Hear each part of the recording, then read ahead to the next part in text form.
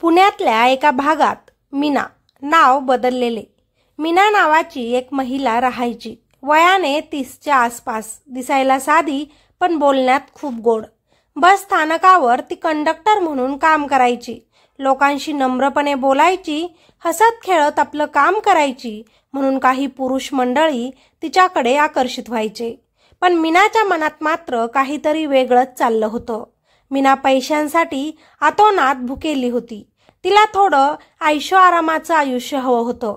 साधं जगणं तिच्या मनाला पटत नव्हतं. म्हणून तिनं तिच्या सौंदर्याचा आणि बोलण्याच्या गोडीचा वापर करून कसं पुरुषांना आपल्या जाळ्यात अडकवलं. सुरुवातीला प्रेम, काळजी आणि आपलेपण दाखवत तिनं त्यांचं मन जिंकलं आणि नंतर तीच कशी या सगळ्यात फसली हेच आपण आजच्या घटनेत पाहणार आहोत.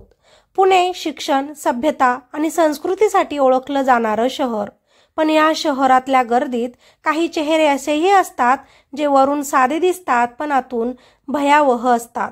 मीना पुण्याजवळच्या एका छोट्या गावातली. तिचं माहेर साधं, वडील शेतकरी, आई गृहिणी. ती घरातली मोठी मुलगी. लहानपणापासूनच थोडी हट्टी, दिसायला सुंदर आणि बोलण्यात गोडवी. कॉलेज पूर्ण शिकून मीना पुण्यात आली. नोकरीसाठी तिचा संघर्ष सुरू झाला. शेवटी एका खाजगी ऑफिसमध्ये रिसेप्शनिस्ट म्हणून तिला काम मिळालं. तिथेच तिची भेट झाली सुमितशी. सुमित एक साधा पण जबाबदार मुलगा, पुण्यातच एका प्रायव्हेट कंपनीत काम करणारा. ओळख झाली, बोलणं वाढलं आणि काही महिन्यातच त्यांचं लग्न झालं.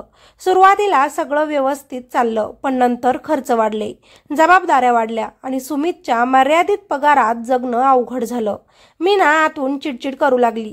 तिच्या मनात विचार यायचा, असं साधं आयुष्य आपण जगत राहायचं का? लवकर श्रीमंत होण्यासाठी दुसरा काही मार्ग नसेल का? ऑफिसमध्ये काम करताना तिचं हसू, तिचं बोलणं, तिचं सौंदर्य पाहून लोक तिच्याकडे आकर्षित व्हायचे. एक दिवस एक क्लायंट आला, तिला गिफ्ट दिलं, तिचं कौतुक केलं. त्या दिवशी मीनाला पहिल्यांदाच जाणवलं पुरुषांना तिच्या सौंदर्याने भुरळ पडते.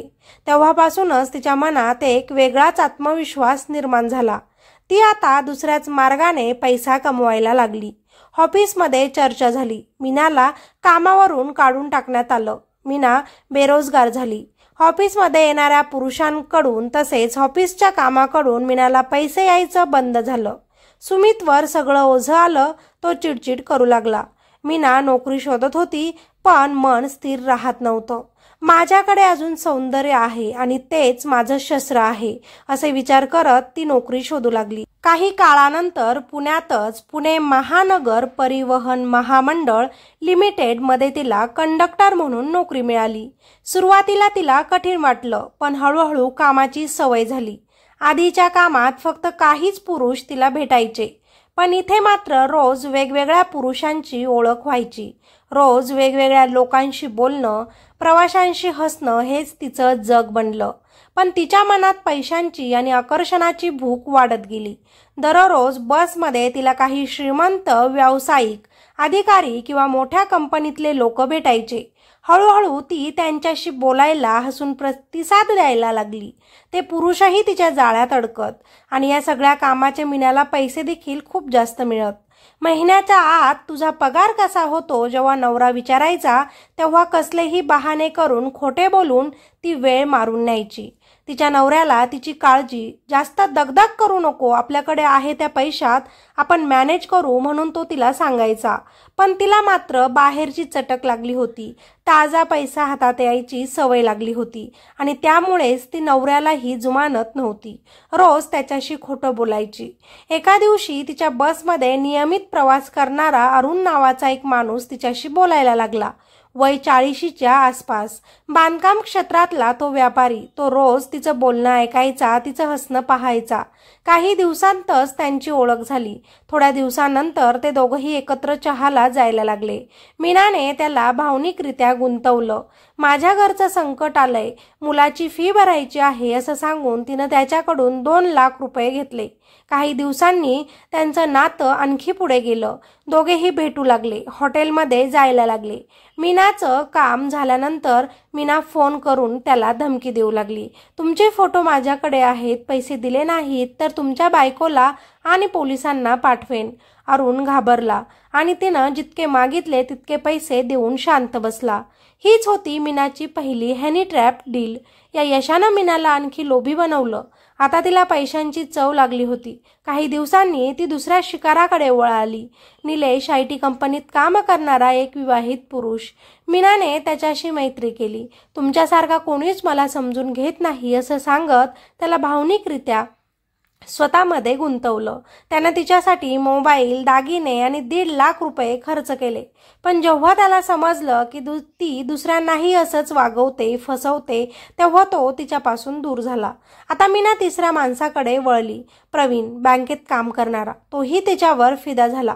मीना त्याला तिच्या घरी बोलवायची, जेवण द्यायची आणि एकदा गुपचूपच त्याचेही फोटो तिने काढले. नंतर त्याच्यावरही ब्लॅकमेल सुरू झाली. अशा प्रकारे तिनं 3 पुरुषांची मोठी फसवणूक केली. ती पुण्यातच हनी ट्रॅप करू लागली. पुरुषांना फसवू लागली आणि पैसे कमावू लागली. पण बाहेरून ती फक्त PMPML मधली एक सामान्य कंडक्टर होती. नवरा सुमितला तिच्यातला बदल दिसू लागला. तो नेहमी विचारायचा, तुझ्याकडे इतके पैसे कुठून येतात? तू रोज कामावर जाताना एवढी सजून का जाते? फोनवर कुणाशी बोलतेस? पण ती काही उत्तर द्यायची नाही. एके दिवशी तिच्या बॅगेतून सुमितला नोटा आणि एका पुरुषाचं घड्याळ सापडलं. त्याने विचारलं, हे काय आहे मीना? ती शांत बसली, पण काहीच उत्तर दिलं नाही. आता मात्र सुमितला तिच्या चारित्र्यावर संशय आला. त्याने बरीच चौकशी केली. बायकोबद्दल सत्य समजल्यानंतर त्यानं तिला कायमचंच सोडलं आणि ते घर सोडून तो एकटा राहू लागला.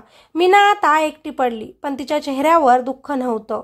एक प्रकारचा हट्टी आत्मविश्वास होता. ती हे चुकीचं काम करत राहिली.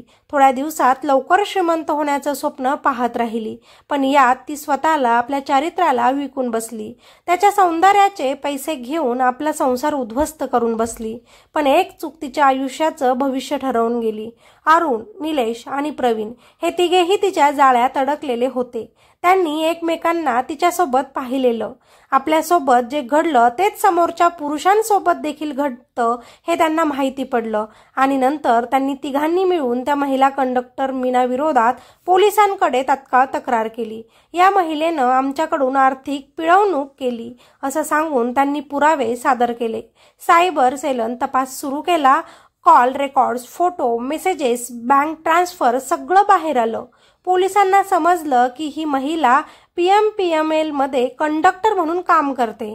एक बनावट ग्राहक म्हणून पोलिसांनी तिला मेसेज केला, बिझनेस करायचा आहे. ती तयार झाली, ठरलेल्या ठिकाणी आली आणि पोलिसांनी तिला बरोबर पकडलं. या गंभीर प्रकरणानंतर PMPML ने मीनाला निलंबित केले आहे आणि विभागीय चौकशी सुरू केली आहे. 17 सप्टेंबर 2025 रोजी भारती विद्यापीठ पोलीस ठाण्यात तिच्या विरुद्ध गुन्हा दाखल करण्यात आला. पोलिसांनी तिला अटक केली असून तपास सुरू आहे. स्टेशनमध्ये बसलेली मीना आज शांत होती. चेहऱ्यावर मेकअप नव्हता, फक्त अपराधाची जाणीव होती. तिला एक अधिकारी म्हणाला, तू हुशार आहेस, पण चुकीच्या मार्गाने गेलीस. ज्यांनी तुला प्रेम दिलं त्यांनाच तू फसवलंस. मीनाने खाली पाहिलं. डोळ्यांतून अश्रू वाहू लागले. मी फक्त पैशांसाठी हे सगळं केलं सर. गरिबीचं आयुष्य जगायचं नव्हतं. लवकरात लवकर श्रीमंत बनण्याच्या नादात आयुष्यभराची चूक करून बसले. ती म्हणाली, आज मीना तुरुंगात आहे. तिचं सौंदर्य, तिचा आत्मविश्वास सगळं हरपलं आहे. तिच्या डोळ्यात फक्त पश्चाताप आहे. ती ज्यांच्यावर खेळ करत होती त्याच खेळात स्वतःच अडकली. अशा कित्येक पुरुषांना तिने फसवलं, कुणाचे संसार उद्ध्वस्त केले आणि त्यामुळेच शेवटी कर्म फिरून तिच्याकडे पुन्हा आले आणि आता ती गजाआड आहे. लोभाच्या आगीने जाळलं की माणसाचं आयुष्य राख होतं. मीनाचं आयुष्य हे प्रत्येक स्त्री पुरुषासाठी एक जिवंत उदाहरण आहे. थोड्या पैशांसाठी, थोड्या ऐशोआरामासाठी आणि झटपट श्रीमंतीच्या स्वप्नासाठी तिनं आपलं आयुष्य, संसार आणि आत्मसन्मान सगळं काही गमावलं. पैशासाठी देह विकणं तिला काही काळासाठी श्रीमंत बनवलं, पण मनाने ती आज कंगाल झाली. ती ज्या पुरुषांना फसवत होती त्यांच्या घराचं, त्यांच्या मनाचं नुकसान केलं आणि शेवटी त्या सगळ्या पापाचं ओझं तिच्याच आयुष्यावर कोसळलं. आपल्याला वाटतं थोडे काहीतरी चुकीचं केलं तर काय फरक पडतो, पण जेव्हा त्या चुकीचा परिणाम आपल्या आयुष्यावर येतो तेव्हा जगणंच कठीण होतं. मीना एकेकाळी सोन्यासारख्या नवऱ्याची साथ मिळालेली शांत आयुष्य जगणारी स्त्री होती. पण पैशाच्या मोहाने ती एवढी अंध बनली की तिनं त्या सोन्यासारख्या नवऱ्याला, त्या माणसाला, आपली प्रतिष्ठा आणि आपल्या आत्मा सगळंच गमावलं. ही कथा फक्त मीनाची नाही, ती त्या प्रत्येकाच्या आयुष्याची शिकवण आहे जो चुकीच्या मार्गाने सुख शोधतो. शरीराने मिळणारा पैसा क्षणिक असतो, पण आत्म्यानं गमावलेली शांती कधीच परत मिळत नाही. खरं श्रीमंती म्हणजे पैसा नव्हे तर चारित्र्य आणि सत्यावर उभं असलेलं आपलं आयुष्य. बाकी या घटनेबद्दल तुम्हाला काय वाटतं खाली कॉमेंटमध्ये नक्कीच आपल्या प्रतिक्रिया द्यायचं अजिबात विसरू नका. चला मिळूया अशाच एका नवीन क्राईम स्टोरीमध्ये. तोपर्यंत सतर्क राहा, स्वतःची काळजी घ्या.